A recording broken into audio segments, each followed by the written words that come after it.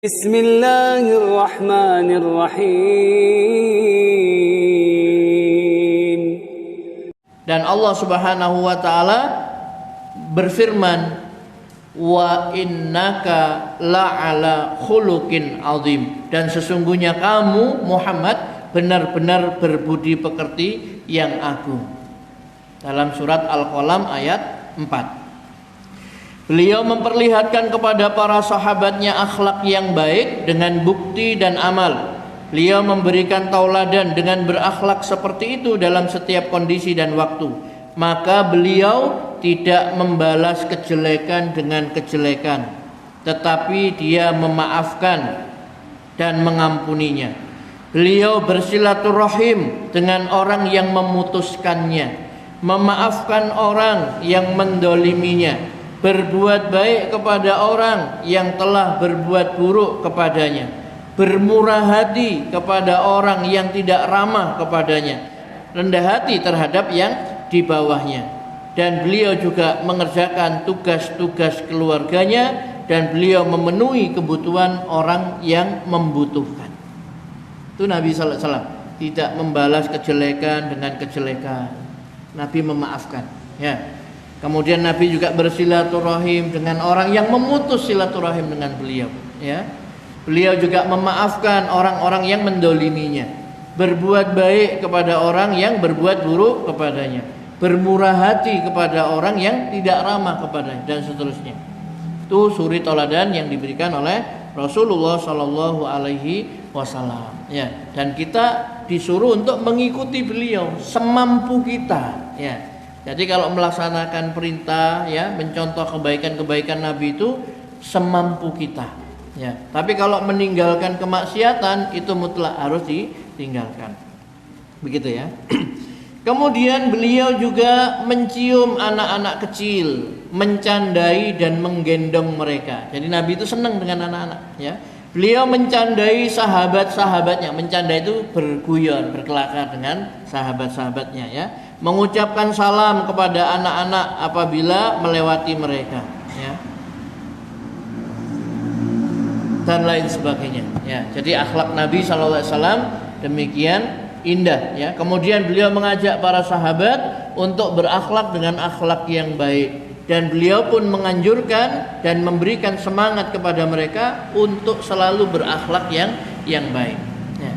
Ini penting sekali, ya. Jadi rusaknya masyarakat itu karena rusaknya akhlak, ya.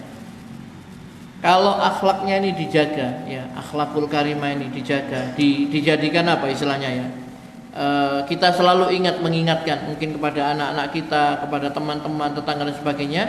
Kalau berbuat buruk diingatkan. Misalkan teman kita berbohong, tidak boleh berbohong, diingatkan.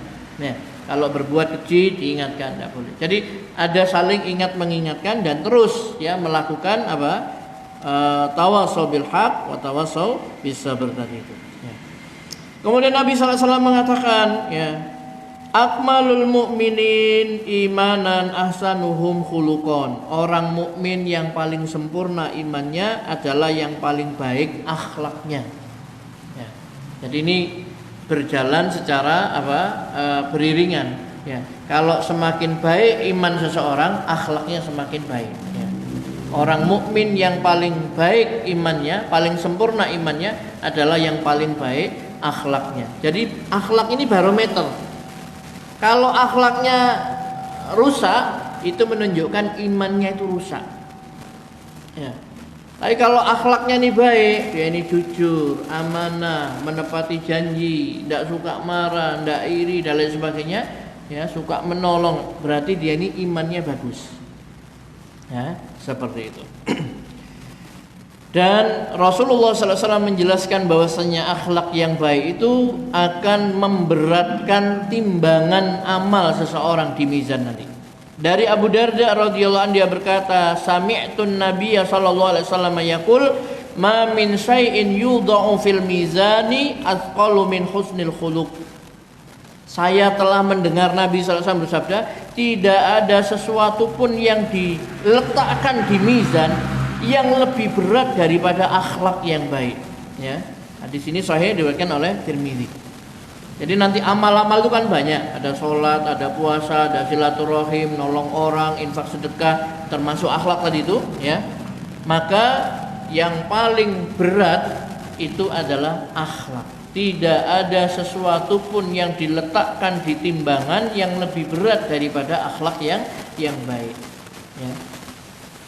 Ibu bisa bayangkan wanita yang banyak bermaksiat, kemudian dia berakhlak baik, memberi minum seekor anjing, Allah ampuni dosa-dosanya. Atau seorang laki-laki yang dia ini berjalan, kemudian ada melihat ranting pohon, ya, dahan yang melintang di jalan, kemudian dia ini potong supaya orang itu bisa lewat dengan aman, menyingkirkan gangguan dari jalan, maka Allah masukkan dia ini ke dalam surga. Ya tentu amalnya bukan hanya itu, Bu, ya. Dia ini sudah mentauhidkan Allah, ya. Sudah mentauhidkan Allah Subhanahu wa taala, sudah beriman maksudnya, ya. Kemudian dia beramal dengan amal-amal lagi itu. Ya. Maka Allah memberikan ampunan kepada orang tadi. Dan Rasulullah SAW menjelaskan bahwa akhlak baik itulah yang paling banyak memasukkan orang ke dalam surganya Allah Subhanahu wa taala. Akhlak, ya. Dari Abu Hurairah radhiyallahu an, dia berkata, su'ila Rasulullah sallallahu alaihi wasallam an aksari ma yudkhilun nasal jannah faqala taqwallah wa husnul khuluq. Rasulullah sallallahu alaihi wasallam telah ditanya tentang sesuatu yang paling banyak memasukkan orang-orang ke surga, maka beliau menjawab takwa kepada Allah dan akhlak yang baik.